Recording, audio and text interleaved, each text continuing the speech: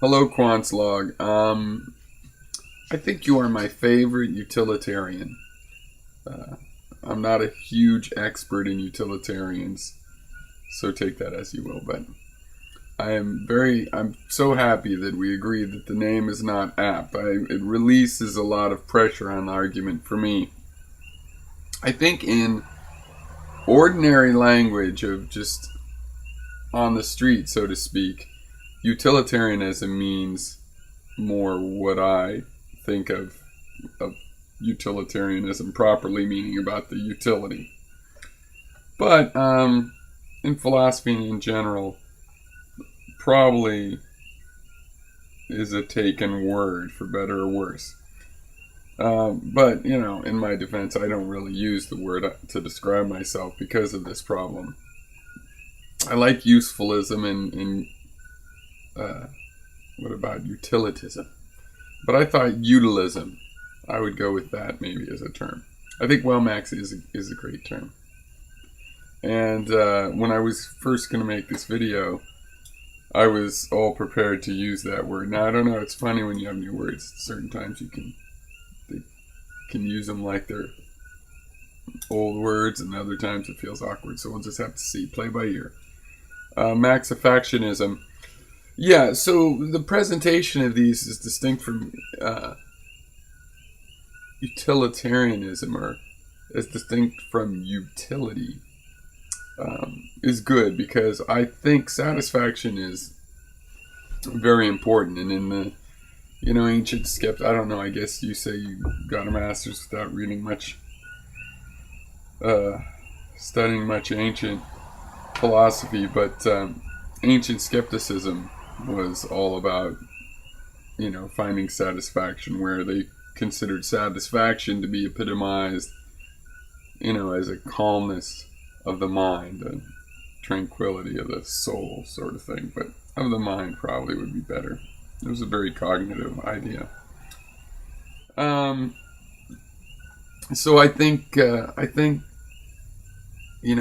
study of this concept of Wellmax is a necessary part of understanding utility. I could even see maybe a reversal in not that I'm reversing my position, but seeing something that's the opposite of my position, that satisfaction well,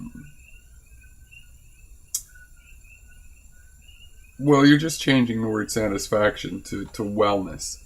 And I like that. It's more compatible with utility because, a glass of dirty drinking water might not be very satisfying. But if you're dying of thirst, it is of use. So utility is a broader spectrum that includes survival.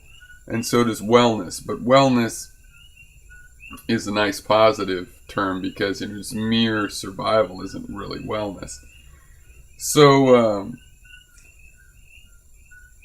yeah, I think that makes it compatible, but in a live and let live kind of way. But I still let's take your two examples: masturbating and beer.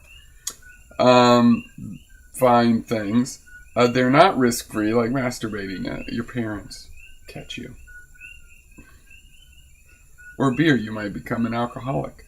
Well, there's not a big risk of those, but they're not very big pleasures either. Okay. So they're things that are pleasurable, but are not particularly useful. A little bit, arguably a little bit, relaxation or whatever. But not very useful, and also not very risky, but a little. I think those show the point well. On the last thing for now is on the idea of the moral implications. See, to me, I do not see any reason to seek moral arguments that say absolutely it is right or wrong to solve, especially some of these enigmatic kind of philosophical examples, right? Or to to answer exactly what should be done in a particular social situation. Utilitarianism is a philosophy that's supposed to be used for social engineering in the positive sense of the word. And I honestly don't think we need a system that says exactly what's right. What we need is a system that focuses the argument and arguments onto the things that require a lot of scrutiny to get right. You know what I mean? We need a system that focuses the questions on the useful questions instead of bullshit, waste your time questions like we have in politics everywhere, basically. So, and again, I know this is broken down just to, which is a good thing, to preferences and stuff, by us solving a semantic problem or stepping in that direction of solving a semantic problem. It is somewhat just of a preference of a sort of a notion that I have with this idea. But I think when people debate the usefulness of something, it's a very engaging debate. If you can build, you kind of need 3 bridges in your town, you can only build one first, you have to debate which one it is. Those are useful debates as you discuss how useful it's going to be.